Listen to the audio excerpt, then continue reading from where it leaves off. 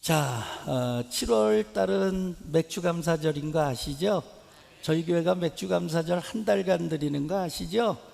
왜 한 달간 드려요? 하루에 다 감사할 수 없으니까요. 하나님께서 우리에게 주신 은혜, 아니 어떻게 하루에 다 감사해요? 어떨 때는 생각하지 못해가지고 감사 못하고, 어떨 땐 잃어버려서 감사하지 못하고. 근데 한 달간 우리가 맥주절을 드리면 생각난 거 감사하고, 또 잃어버린 거 찾아서 감사하고, 그래서 우리가 하나님께 감사할 수 있는 거예요. 그 다음에 저희가 상반기 맥주절 지내는데, 아니 요새 뭐 보리 농사하는 사람들이 있나? 그런데 영적 의미를 담으면 되거든요. 어떤 거냐? 상반기 인도하신 에베네셀의 하나님, 우리의 힘으로 온 것 같아도 지금까지 지내온 것 주의 크신 은혜인 줄로 믿습니다. 나의 나된 것은 전적인 하나님의 은혜로 된 줄로 믿습니다. 가정을 지켜주시고, 사업을 지켜주시고, 직장을 지켜주시고, 자녀를 지켜주시고, 건강을 지켜주시고, 지켜주신 게 얼마나 많아요. 그런 거 우리가 감사하자는 거예요. 그러면 하나님께서는요, 감사하는 자에게 기적을 베풀어 주시거든요. 또 다른 감사가 오게 하시거든요. 그러면 상반기 잘 될 거 아니겠어요? 승리할 거 아니겠어요? 그래서 여호와 이엘의 여호와 니시 하나님을 찬양하자는 거예요. 그러니까 우리 교회 맥주절은 현대적 의미를 담아서 우리가 지키고 있는 거예요. 하나님이 굉장히 기뻐하실 줄로 믿습니다. 자, 맥주절을 한 달간 보내는데 우리가 어떤 마음을 가지면 좋을까? 그런데 제가 대전에 장학기금 마련을 위한 작품 전시하는 그곳에 가서 축사하게 됐어요. 그래서 작품을 둘러보는데 그분이 이 하나님의 말씀을 서예로 써서, 그리고 돌에 새겨서, 그래서 이제 작품 전시를 했는데 부채에 글씨 하나 쓴 게 있어요. 근데 그게 너무도 제 마음에 와닿았어요. 뭐냐면 해에 위심해요. 무슨 뜻이냐? 은혜와 사랑은 마음의 근본이라는 거예요. 그러니까 우리가 하나님의 은혜에 감사하고, 그리고 다른 사람들 사랑하며 사는 것, 이것이 우리 기독교인들의 마음이어야 될 줄로 믿습니다. 하늘중앙교회 성도들의 마음이어야 될 줄로 믿습니다. 미국 캘리포니아 데이비스 대학교의 로버트 에민스 교수와, 그리고 마이애미 대학교 마이클 맥클러프 교수가 감사하는 태도가 사람에게 어떤 영향을 끼치는가, 이거를 임상 실험하기로 했습니다. 세 그룹으로 나눴죠. 그래서 첫째 그룹에게는 기분 나쁜 일만 생각하게 하고, 둘째 그룹에게는 감사한 일만 생각하게 하고, 셋째 그룹은 평상적으로 살아오듯이 그렇게 살게 했습니다. 일주일 동안 아주 짧은 그런 실험을 했는데요, 결과는요 아주 매우 의미가 있었어요. 어느 그룹이 가장 행복감을 가지고 살아가나 조사를 했더니 두 번째 그룹이었어요. 그래서 이 실험을 멈추지 않고 두 번째 그룹, 그분들에게 1년간 감사하며 살도록 그렇게 교육을 했습니다. 근데 놀라운 사실은요, 그 1년 동안 감사하며 살아나가는 그 사람들에게 놀라운 변화가 일어났는데, 첫 번째는 삶의 태도가 긍정적으로 바뀌었고, 두 번째는요 스트레스를 적게 받고, 세 번째는요 좌절도 거의 안 하고, 네 번째는 뭐냐? 어려운 일도 쉽게 극복하더라는 거예요. 감사가 우리의 삶에 얼마나 긍정적 결과를 가져오는가, 이 연구가 우리에게 대답하고 있습니다. 여러분, 우리가 믿음으로 살면 감사하게 될 줄로 믿습니다. 우리가 감사하는 자가 되기를 바랍니다. 좋은 신앙이라고 하는 게 뭐예요? 내 삶을 유익하게 하는 거거든요. 좋은 신앙이라고 하는 게 뭐예요? 내 미래를 밝게 하는 거거든요. 그러니까 좋은 신앙이라고 하는 건 감사하는 신앙이다. 뭐 그렇게 제가 말씀드려도 과언은 아니죠. 그러므로 7월 한 달 우리가 감사할 수 있게 되기를 바랍니다.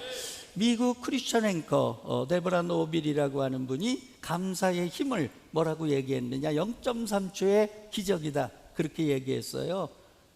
땡큐 하는데 걸리는 시간 0.3초라는 거예요. 근데 땡큐 감사합니다 감사합니다 자꾸 감사를 하면은요, 그 결과는요 놀라운 기적을 만들어 낸다는 거예요. 할렐루야. 오늘 저는 예수님과 감사, 과연 어떤 사건 또 어떤 가르침이 있을까, 그것에 대해서 말씀을 나누려고 합니다.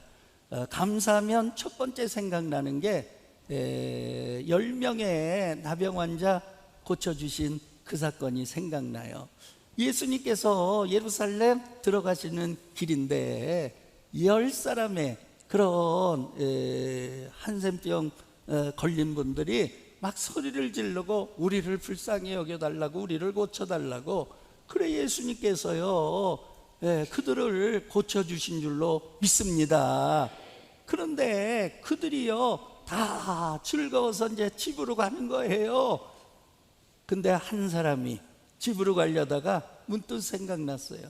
나를 고쳐주신 그 예수님, 그분에게 감사는 하고 가야지. 아니 내가 이렇게 치유함을 받아서 그 꿈에 그리는 집으로 돌아가는데, 내 동네에 가서 살 수 있는데 내가 감사는 하고 가야지. 그래서 예수님께 돌아와서 엎드려 절을 하면서 감사한 거예요. 그랬더니 예수님께서 질문하잖아요.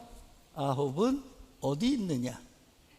아니 치료함을 받은 사람은 10사람인데 9은 어디에 있느냐? 여러분, 이 질문 우리에게 오늘 주님께서 하고 계신 줄로 믿습니다. 여러분, 우리가 감사하는 자들이 되기를 주의 이름으로 축원합니다. 오늘 이 말씀을 통해서 예수님께서 교훈하고자 하는 말씀은 뭔가? 자, 10명을 치유해 줬어요. 근데 감사하지 못한 자는 9명이에요. 감사한 자는요 1명밖에 없다는 거예요. 그러니까 확률적으로 평균적으로 보면 감사하는 사람, 감사하지 않고 그냥 살아가는 사람 몇 대 몇이냐? 9대 1이라는 거예요. 그러니까 감사라고 하는 게 쉬운 게 아니라는 거예요. 여러분 쉽게 생각해 보세요. 부모님께 우리가 다 감사하고 사나요? 우리를 가르쳐준 스승의 은혜 다 감사하고 사나요? 그렇지 않아요. 우리가 아파가지고 병원에 가서 치료함을 받아요. 뭐 나올 때 의사 선생님에게 감사합니다, 그 인사 한마디 하고 끝나버린단 말이에요. 근데 우리가 살아갈 때 아유 나는 감사하는 사람이겠지 이러기가 쉬워요. 근데 아니라는 거예요. 확률은 9대 1이라는 거예요. 그러니까 감사라고 하는 건 뭐냐? 훈련하고 그래서 습관화가 되고 생활화가 되고 9대 1이기 때문에 훈련해야 된다 하는 의미가 그 안에 있는 줄로 믿습니다. 또 다른 의미는 뭐예요? 내 안에 감사하는 마음은 하나, 감사하지 못하는 마음은 9이라는 거예요. 근데 우리가 맥주절을 통해서 감사하고 또 감사하고 우리의 자녀들에게 감사를 가르치면 이 하나가 둘로 되고 셋으로 되고 넷으로 되고 다섯으로 되고, 어떤 분은요 그냥 10이 돼버려요. 제가 광덕에서 목회할 때 전인월 권사님이라고 계셨어요. 근데 그 권사님은요 그냥 이렇게 말씀만 하시면 아이고 감사해. 제가 전도사 처음 부임해가지고 이제 신방을 갔는데 저를 나와가지고 그 뭐 시골 권사님들은요 그냥 맨발로 막 나와요. 좋으면 그래가지고 마당까지 맨발로 나와가지고 아이고 이렇게 그냥 튼튼하게 생긴 전도사님 와서 고맙다는 거요. 아프지도 않을 것 같아서 고맙다는 거요. 그 다음에 나이가 몇 살이냐 그러면서 하는 얘기가 아이고머니나 막내 손주 같은 나이에 전도사님이 오셨네. 아이고 오래 계시겠네. 할렐루야 아멘. 감사하다는 거요. 감사하다는 거요. 그리고 신방 끝나고 다 시골은 대접을 하거든요. 시골 목회는요 먹혀요. 왜 그러냐, 밥을 퍼도 이렇게 안 퍼, 이렇게 퍼, 이렇게 예, 아주 그냥 얼마나 높은지 몰라. 근데 그거 다 먹어야 돼요. 그거 안 먹으면요 권사님 삐쳐요. 그래가지고 다 먹었거든요. 또 제가요 원래요 먹성이 좋아요. 그냥 막 그러니까 권사님 옆에서 보고 너무너무 좋아요. 그냥 아이고 잘 잡순네, 아이고 잘 잡순네. 냉기면 안 되는데 냉기면 그거 어떻게 냉겨요? 그랬더니 그냥 또 저보고 잘 먹는 전도사님 와서 좋다고. 근데 제가 6년 동안 목회했는데요 그 권사님 한 번도 불평하는 걸 못 봤어요. 그냥 교회 오셔서도 만사가 감사하고 범사가 감사하고, 동네에서도 만사가 감사하고 범사가 감사하고, 할렐루야. 장수하셨어요. 네, 건강하게 사시다가 그냥 잠자는 것처럼 하늘 날아가셨어요. 그때 제가 그렇구나, 감사하는 자 하나님 외면하지 않는구나. 예, 마지막 가실 때도 신방 갔거든요. 그랬더니 좋은 찬송 4주를 가까이 불러달래요. 그래도 찬송을 부르고 그 다음 동네 신방을 갔는데 전화가 왔어요. 뭐냐면 저 신방 끝나고 식사하시고 그렇게 하고서 배가 쌀 아프다고 그래 속도원들에게 4주를 가까이 불러달라고. 근데 그 찬송 2절 하니까 싹 눈 감고 하늘 날아가셨어요. 할렐루야 할렐루야. 얼마나 감사한지 몰라요. 그래서 제가 그렇구나, 감사하는 인생 하나님께서 건강하게 하시는구나, 마지막 아름답게 하시는구나. 여러분 우리가 감사하며 살아가기를 바랍니다. 두 번째 오병이어의 사건이죠. 예수님께서 보리떡 5개 물고기 2마리를 가지고 몇 명을 먹이셨어요? 5,000명을 먹이셨어요. 근데 5,000명을 먹이는 이 사건이요 성경에 이제 다 나와요. 마태, 마가, 누가 다 나오는데, 그런데 보니까 물고기 2마리 보리떡 5개를 들고 하늘을 우러러 축사하사, 그렇게 기록이 되어 있어요. 그래서 제가 축사하사 그 의미가 뭘까 주석책을 다 뒤다봤어요. 그랬더니 축사하다라고 하는 게 어떤 뜻이냐면, 여러분 우리가 음식을 눈앞에 놓고 그 다음에 하나님께 감사하며 기도드리잖아요. 식사기도를 드리잖아요. 양식을 주신 하나님께 감사하고 그리고 먹잖아요. 그런 것처럼 이 축사라고 하는 건 뭐냐, 간구가 아니라 감사 기도다. 할렐루야. 요한복음은요 유카리스테오라고 하는 헬라어를 사용했는데 이게요 그냥 감사하다 그런 뜻이에요. 그러니까 요한복음은요 감사의 기도를 드리신 다음 떼어 제자들에게 주시니 5,000명이 먹고 남았더라. 그게 무슨 의미가 있어요? 여러분 감사하니까 보리떡 5개 물고기 2마리 가지고 1명밖에 못 먹어요. 그런데 감사하니까 하나님께서 기적을 베풀어 주셔서 5,000명이 먹고도 남았다는 거예요. 할렐루야. 여러분 감사는 기적을 가져다 준다고 하는 사실 우리가 다시 한번 기억할 수 있게 되기를 바랍니다.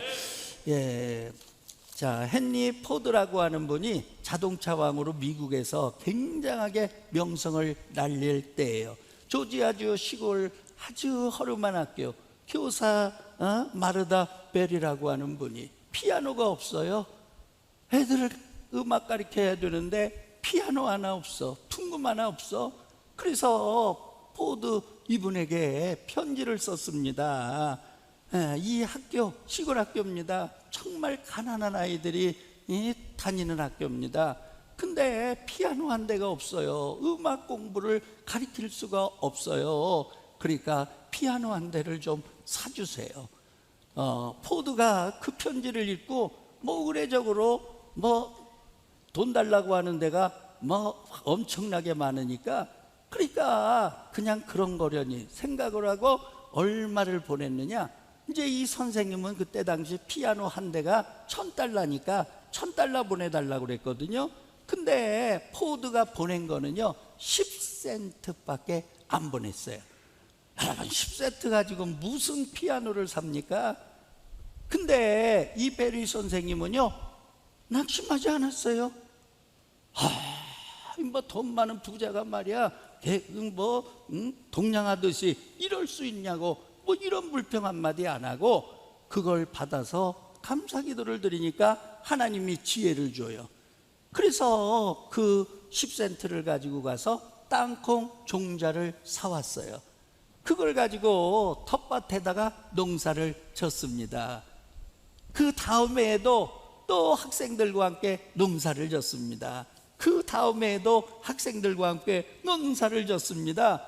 근데 5년이 지나서 그 해마다 땅콩 농사진 그거 수확물을 팔아가지고 모았더니 얼마가 됐느냐? $1,000가 됐어요.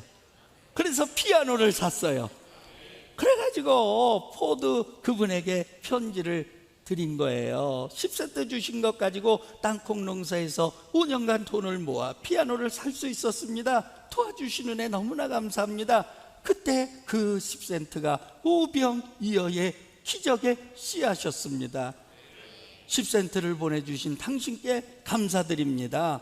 포드가요 그 편지를 받아 읽고 감동이 된 거예요. 그리고 한편으로는 너무너무 미안한 거예요. 그래서 편지를 보낸 거예요. 답장을 보낸 거예요.